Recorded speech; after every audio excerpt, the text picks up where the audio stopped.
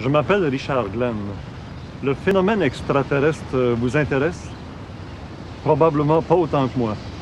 Vous savez, ces manifestations se font presque toujours dans des endroits isolés, un peu en retrait des villes, un peu comme ici, à la campagne, dans le bois, et surtout la nuit, lorsqu'il n'y a presque pas de témoins.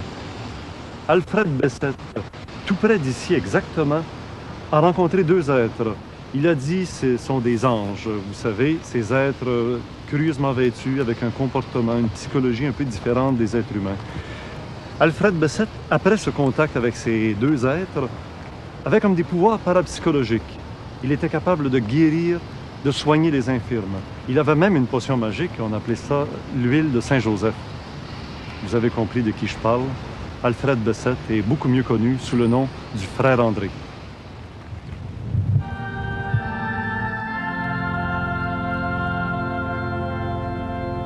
L'oratoire Saint-Joseph abrite le tombeau du frère André décédé depuis fort longtemps. Les croyants gravissent les centaines de marches qui mènent au lieu de pèlerinage dans l'espoir d'être miraculeusement guéris par son esprit.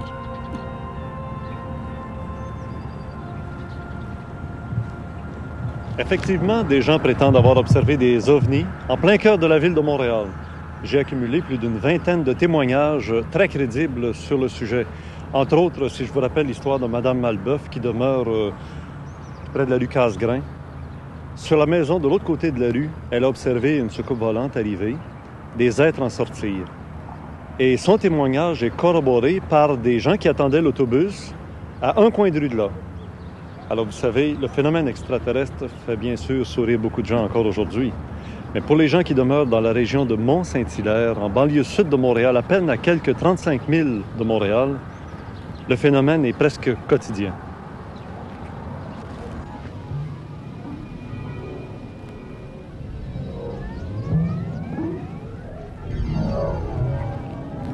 Vous pensiez voir le film Rencontre du troisième type avec la montagne, le Devil's Tower. C'est ainsi que l'appellent les Amérindiens du Wyoming. Mais ici, au Québec, nous avons le Mont-Saint-Hilaire. Les Amérindiens l'appellent le Wigwam Allensis. Wigwam, tout le monde sait que ça signifie la maison, le Wigwam. Allensis, de ceux qui viennent du ciel.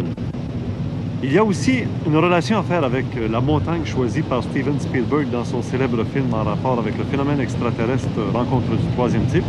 Cette montagne au Wyoming, le Devil's Tower, est répertoriée par l'UNESCO comme faisant partie de la biosphère planétaire terrestre.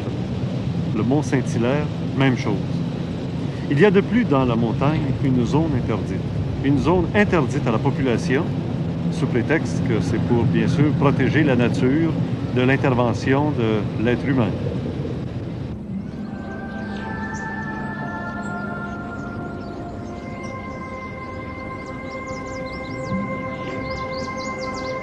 À la fin de leur jour, les vieux Indiens étaient conduits au sommet de la montagne de Saint-Hilaire, sur un grabat, et abandonnés là.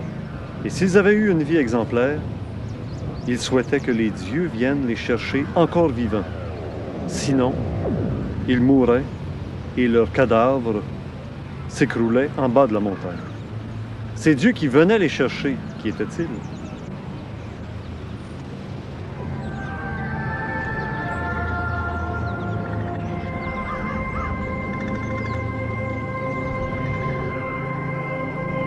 La nuit venue, c'est à ce moment que ces êtres se manifestent. Très rarement, on les a observés en plein jour, mais c'est la nuit, la soucoupe volante qui atterrit dans un endroit isolé, et les êtres en sortent. Ils se méfient beaucoup de la réaction des êtres humains.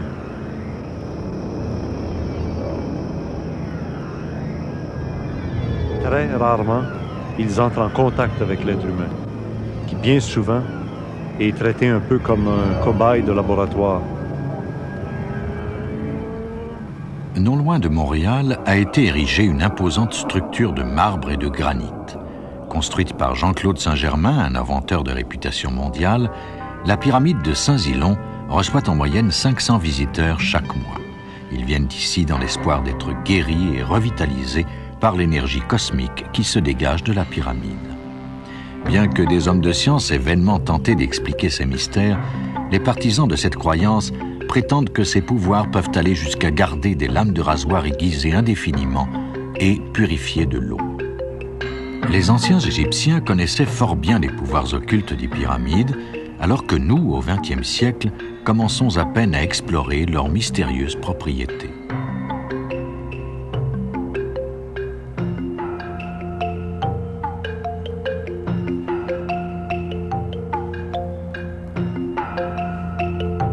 Ils affluent de partout dans le monde, les enfants du Nouvel Âge, dans l'espoir de guérir leur esprit et leur corps. On y rencontre même des hommes d'affaires venus ici en espérant que leur méditation dans la pyramide les aidera à prendre la bonne décision pour leur commerce. Mais s'ils viennent ici, c'est surtout parce qu'ils ont la foi. Dans ce corridor existe un champ magnétique à travers lequel passe cette croyante, lequel champ la prépare à recevoir l'énergie beaucoup plus puissante qui l'attend au centre de la structure.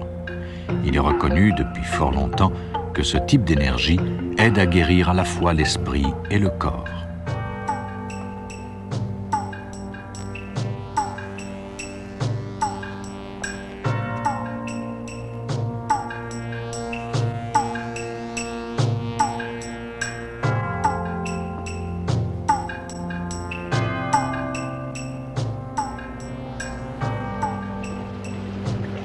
Une piscine située au centre de la pyramide est l'endroit où les énergies cosmiques sont les plus puissantes. Les adeptes croient qu'en se tenant debout et exposés au nord dans cette piscine, ce sont les maux physiques qui sont guéris, alors qu'en étant exposés à l'est, ce sont les désordres émotifs.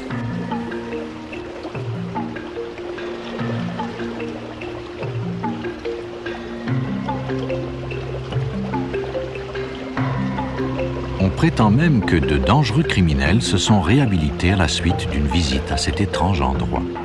La science est incapable de trouver une explication à ces mystérieuses forces curatives, mais beaucoup de gens jurent dur comme fer qu'elles existent bel et bien.